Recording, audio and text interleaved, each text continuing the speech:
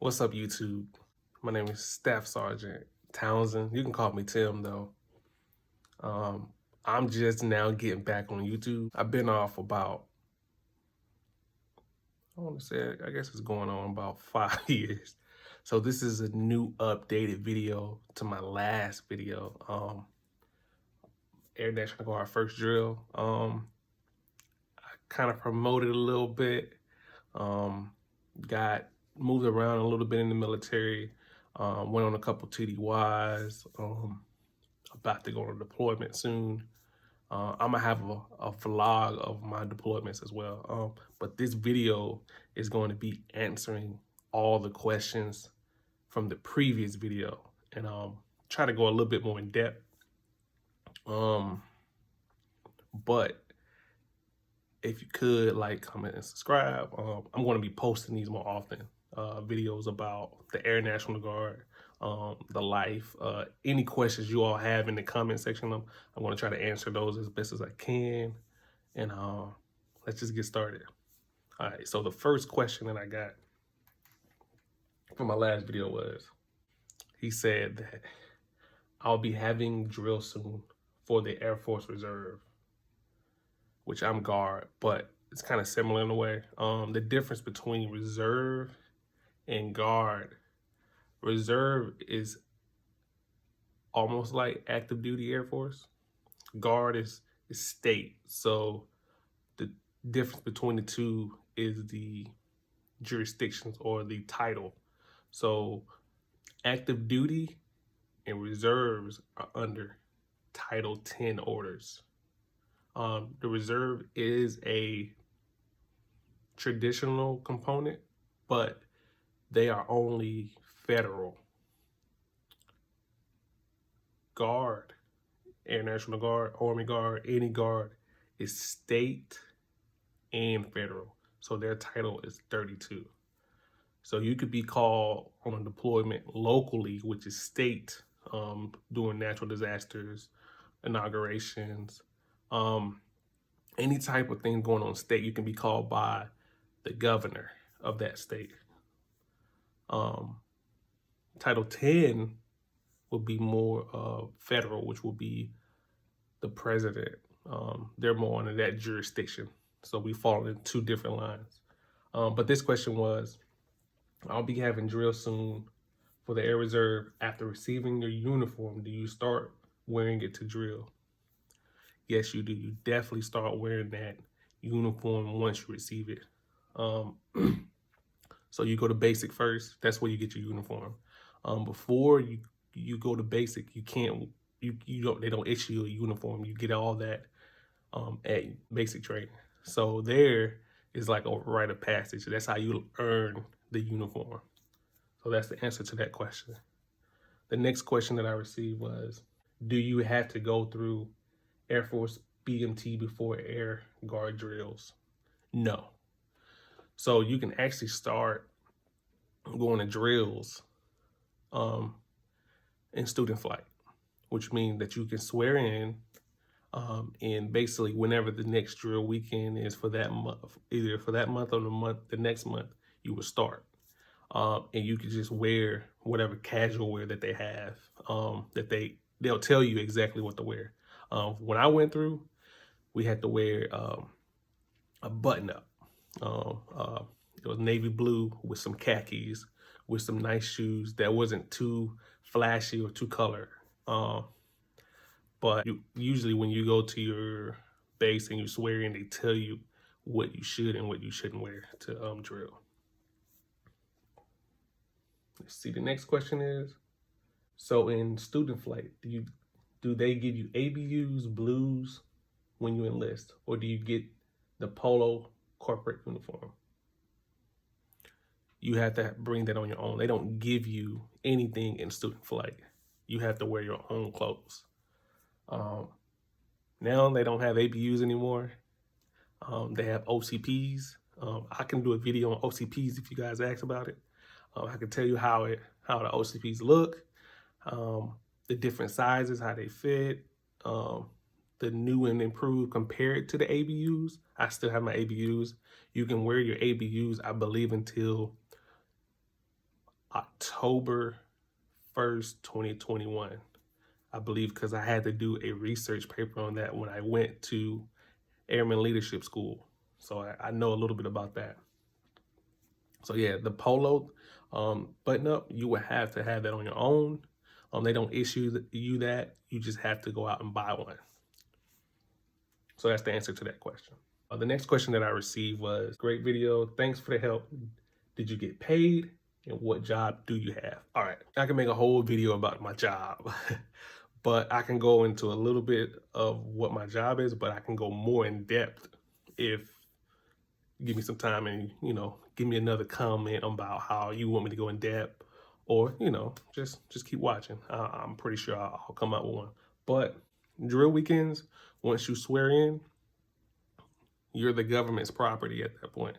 So every drill weekend, they'll give you a schedule for the drills for the whole fiscal year. And the fiscal year is from October 1st to September 31st. I think I went September 30th or 31st. So you will have that schedule for the whole fiscal year. And you will get paid for every time you attend drill. You can also do drill makeups. That's another video I can do too. So if you guys stay tuned, comment that more, and I will do one about makeup drills. That's when you can attend the actual schedule. You have something pre-planned, or drill is canceled. Or what job do I have? So I am a 2RO X1. I actually just got my 7 level, which is great. Which a 2RO X1 is a maintenance management analysis. So I work in maintenance field, but I'm on the computer, so I don't have to work on any actual equipment, like an aircraft or any type of support equipment for an aircraft or anything, or vehicles or anything like that. So that's my job. I can go more in depth with my job if you really want to know. Next question was, what ASVAB score to qualify for the Air National Guard? I believe the lowest you can get to qualify for the Air Force in general, I want to say it's like a 37 or 38. I might be a little bit off. It might change. But I believe the lowest you can get is a 37, 38. And that job only, you can only get the job in security forces, which those are like military police, basically, essentially. And you do not want to shoot for that low of an ASVAB score, but try to shoot for the highest score you can get. That way, all the jobs can open up to you and you can select which kind of job you do want to go. But if you want to be security forces, by all means, go ahead and be that. Another question of, do you get paid while at student flight? Every time you attend a drill, no matter if you're student flight or if you went to basic training, and then you got back from basic training, which you have a break in training, which you haven't went to tech school yet. I can go into depth with all that too. Every time you attend a drill, you will get paid. Guaranteed, you will get paid. On my last video was what exactly is in the packet that you need to complete for signatures and such. In that packet, I know it's been about almost 6 years now since I joined the Air National Guard. In that packet is usually, you have to write around, basically like to kind of like in process of who you are, and just basically all the information like your birth certificate, your driver's license, basically where your residence is. If you have any dependents, like a spouse or any kids or anything, basically they just want you to fill out this information to get you into the system so you can go to basic. You get issued a CAC, which is a common access card. That's a government card that allows you to get onto government computers, and also it's your identification as well to get on base. What else was in that packet? It was just basically a list of things that you need before you go to basic military training. I'm pretty sure it just breaks down all that you need to go to basic military training. And from there, it goes from there. Life insurance, just basically making sure that you're prepared for when you go to basic training. Your family could be taken care of when you leave. Everything can be taken care of. you get to wear your uniforms in student flight. In student flight, if you are student flight and you haven't went to basic, you don't even get a uniform. So you can't wear it. But if you go to basic military training and that's when you get your uniform, you can wear it when you come back. Even if you haven't went to tech school, it's called a break-in training. So you do get to wear your uniform. After basic training, you can wear your uniform anytime you want to. You're supposed to wear your uniform when you go to drill weekend. Would you recommend National Air Guard over National Guard if I'm going for college? That's a personal preference. My preference, I chose Air National Guard. I went to National Guard, and I can tell you about the whole story about that, but I prefer Air National Guard because of the things that I've heard about how just basically they kind of encourage you to go to school to get your associate's degree for you to make it to E8. You have to have an associate's in the community college of the Air Force to even make it to E8. Right now I'm at E5, so I do not plan on staying enlisted. I do plan on commissioning in 2021, so look forward to that as well. But my recommendation for me, I chose Air National Guard over National Guard. Another question was what exactly is student flight? I can go more in detail with student flight, more so if you guys want me to do another video. Like I said, comment down below and let me know if you want me to do a more in-depth in student flight. I can also see if I can get an interview with someone in student flight to kind of see the new updated student flight in 2020 or 2021 as well, if you want me to. All right, next question. Prior active duty, what is drill weekend like in the Air National Guard? Is it basically just training instead of working? If so, do you ever get a chance to actually work? All right, so he's prior active duty and he's trying to transition to the Air National Guard. What is drill weekend like for the Air National Guard? So your drill weekend for the Air National Guard, if you're coming from prior active duty, is literally the same as active duty, but it's condensed into 2 days. Active duty, when you're stateside or if you're in the Air Force or military, everything stateside is training until you get deployed, which is actual. So you're always training here for your deployments, for actual deployments. So it's the same, it's just condensed. The thing that is bad about being a guardsman is that, or not working full time in what you do Monday through Friday, and only that Saturday and Sunday of the drill weekend, is that you will forget. A lot of people will forget because it's been over 30 days, or they will probably take it lightly because they have a full-time job. So it's basically just the same thing as active duty, but in 2 days. And when I mean 2 days, I'm not saying that like they pack a whole month's worth in 2 days.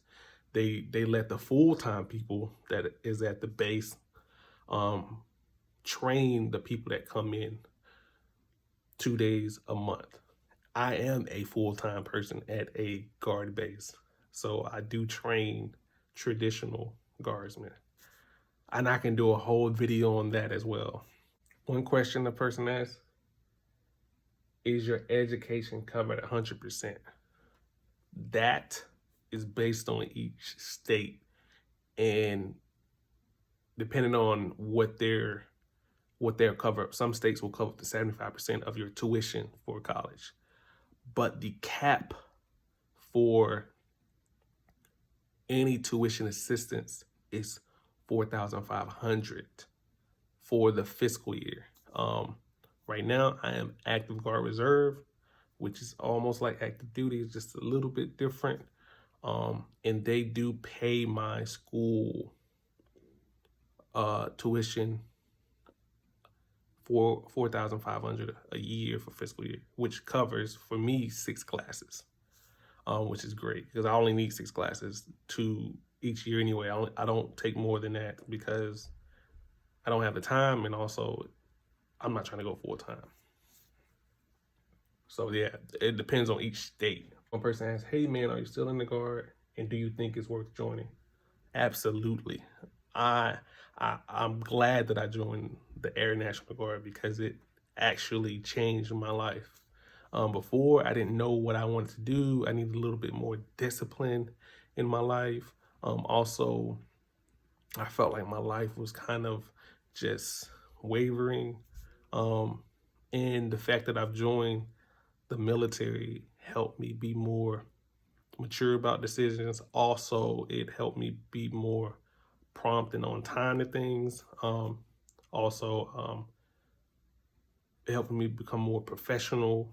And also, it just opened up a lot of doors for me with benefits as well as just opportunities to go see places and to meet different people. So, oh, absolutely. I'm so happy with the decision of me joining the military in general. Would I do it again? Yes. I wish I would have joined at 18 instead of 26. I believe this is the last question. The last person asked, so is it just Saturday to Sunday? Not from Friday?